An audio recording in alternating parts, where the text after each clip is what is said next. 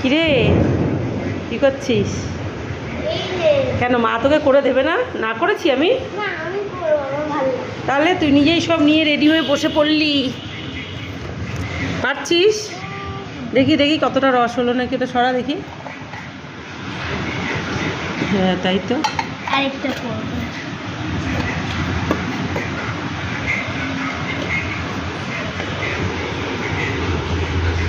আমার করতে ভালো লাগে সব কাজ। দেখো বন্ধুরা, আমার মেয়ে কত কাজে, দেখো তোমরা।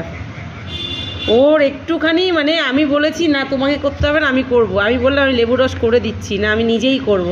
সব সুন্দর করে নিজেই কেটেছে, নিজেই সাজিয়ে নিয়ে এই যে বসে পড়েছে। ও দাদাই কেটেছে? ও দাদাই কেটে দিয়েছে এটা, মানে আমার বাবা কেটে দিয়েছে লেবুগুলো, আর ও সব নিয়ে সুন্দর করে বসে পড়েছে নিজের জন্য রস করতে। আর শুধু রস নয়, এই দেখো আম খাবে। এখন না, আমও ভিজিয়ে রেখেছে, এই দেখো ও আম খাবে। এটা পুরো পাকা আম তো এই আটার থেকে ফুটো করো আর চুষে চুষে খাবো।